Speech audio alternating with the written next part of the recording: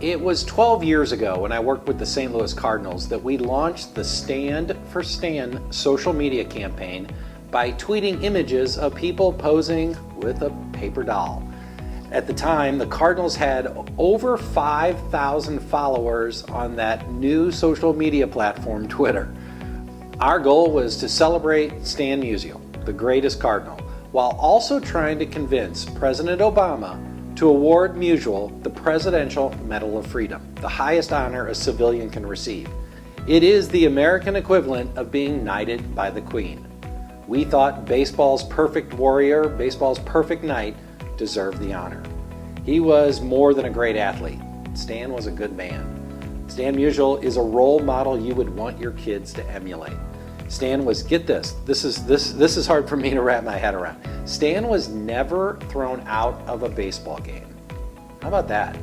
He embodied great sportsmanship. Today, the Musial Awards, which celebrated extraordinary sportsmanship, bear his name. As I look back on the campaign, I realize what a profound role it had on me. It shifted my view of the world and gave me insights into communication that continue to fuel my work today with our innovative startup, STORYSMART. As I reflect, I realize that I learned things about myself and the world. My idea for creating the campaign was born out of a personal sense of failure and an inherent stubborn stick-to-itness that at times is a great strength, but can also be a big personality flaw. Once I get something in my head, it's hard to shake it loose. In this instance, it turned out to be a good thing. We had made 2 prior attempts to get Musial the Medal of Freedom before we moved forward with this campaign. Up to that point, we had failed to convince 2 presidents that the man was worthy, President Bush and President Obama. Our failure was bipartisan. How about that for unity, folks? Here's the background. It was actually Senator Kit Bond's idea to start. He's a huge Cardinals fan and a fan of Stan Musial. Senator Bond wanted to convince President Bush that he should award Musial the Medal of Freedom. The senator approached the Cardinals during the twilight of the Bush administration. We took a run at it late in the year 2008.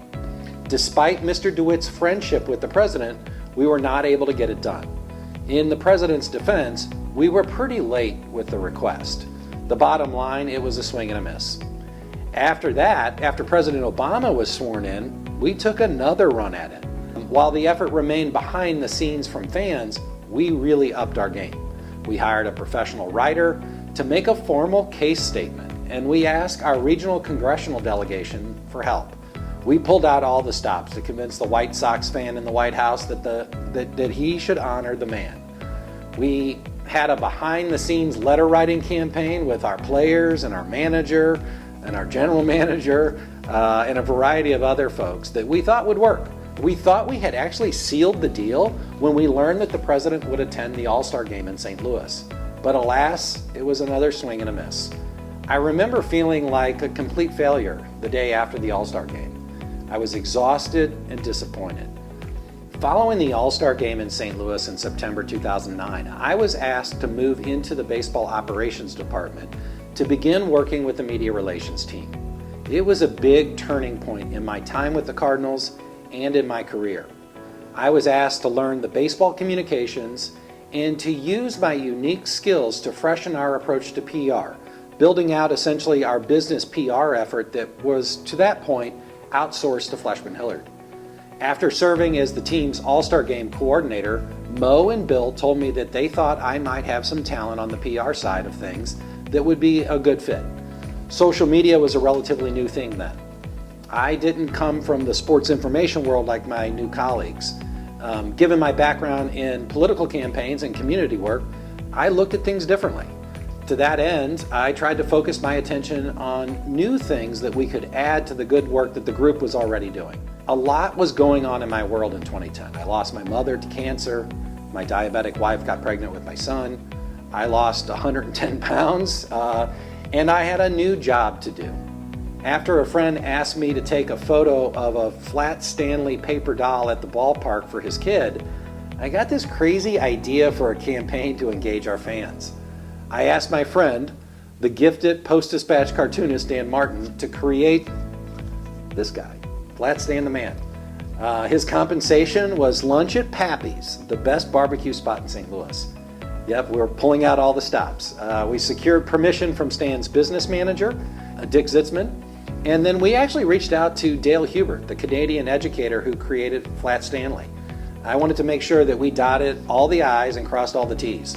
We did it right by getting the appropriate permission to turn Stan Musial into a cartoon paper doll, treading on the name, image, and likeness of a fictionalized traveling paper doll created by a brilliant Canadian educator. We formed a front office committee to do a lot of the legwork. We built a landing page on our website that included a new interface allowing fans to download and print a PDF paper doll while also uploading a picture of themselves with the doll. It was a sort of cutting edge, pun intended, stuff back then. Anyway, Major League Baseball Advanced Media did a nice job helping all of it happen. The secret weapon of the campaign was Andy Cohen, believe it or not. I was introduced to Andy by my colleague Jeff Luhnow, who would later go on to become the GM of the Houston Astros. I helped coordinate a ceremonial first pitch for Andy, who was coming into town to go into the Clayton High School Hall of Fame. I had no idea what a big deal he was until I met him. Wow. Anyway, we met around the time we were preparing for the campaign. Life works in funny ways, doesn't it? I told Andy what we were trying to do, and I sent him back to New York with this paper doll, not actually this one, but a different one. And he was amazing. He got us Sarah Jessica Parker, Matthew Broderick, and a host of other celebrities. Never underestimate the power of celebrity. It helped fuel our campaign that entire summer. We were absolutely shameless. I was absolutely shameless in asking every celebrity in our little realm to take a picture with the paper doll. When we posted a picture with the celebrity, the fans came pouring in with their photos. Before we launched the campaign, we built an archive of images of people with the paper doll. The campaign launched at 10 a.m. on May 25th, 2010. We tweeted photos every few minutes. We didn't rely totally on social media to get the word out. We didn't do a press release. However, we did give an exclusive to the St. Louis Post-Dispatch. While our first choice was to give the story to Rick Hummel, the commish was on a mandatory furlough from the Post-Dispatch. Derek Gould then had the honors. In hindsight, it was a pure blessing that Derek got the story because he was absolutely amazing. He got it. You know, he was right. He was the right age to get what we were trying to do. He understood what we were trying to do with social media, and his story, the one that he wrote, helped us and helped the campaign go viral. Within 24 hours, the campaign went viral thanks to Derek's story. It was posted on the front page of STL Today. It was immediately after we launched the campaign. He hit go, they posted it on the front page. That night, when I was watching the TV broadcast as the team was in San Diego, some fans in San Diego had made a homemade, oversized, Flat Stan the Man that they must have gone to like a Kinko's. And I couldn't believe my eyes. The next morning, when I was looking at the website, I saw a photograph of children in Jordan, yes, in Jordan, the Middle East, holding up the paper doll. The next photo I saw literally brought tears to my eyes. It was a photo of Stan Musial standing in the parking lot of Stan the Man Inc. in Des Peres with his grandchildren, all holding up the paper doll. When I saw that image, I realized the campaign wasn't about the Medal of Freedom. The campaign was really about community. It was about a community of fans showing their love and affection for Stan Musial, and more importantly, for Stan to be able to feel that fan adoration again. Also, and this is something that sticks with me today, it was about linking generations. You had kids who were more technology adept, helping older generations figure out how to use technology, how to go online and download a paper doll. In the meantime, older fans were teaching younger fans about Stan Musial. Throughout the summer of 2010, we just had fun. We kept stoking the campaign in creative ways that kept it alive. I was absolutely shameless in reaching out to people who might have connections to celebrities. It helped me build relationships with some key folks in Hollywood that I still have today and that are helping StorySmart. We even hosted a Stand for Stan Day at the ballpark in late October. It was my infant son, Charlie Watermon's first game. Pretty cool, huh? Anyway, that fall, President Obama announced that Musial would be awarded the Medal of Freedom at a ceremony at the White House in early 2011. I remember learning the news when I was at the winter meetings in Florida, and the news was breaking as I made my way home with our general counsel, Mike Whittle. To this day, I get teary-eyed when I see the video of Stan receiving the medal from the president and seeing his grown children in the audience in the East Room of the White House waving the paper doll in celebration. The Stand for Stan campaign showed me that social media could be used to bring people together in a positive way. Brands can use it to ratify that sense of belonging, that sense of being part of something bigger than ourselves. Unselfish kindness. It's something to remember today as we're often pushed apart by social media.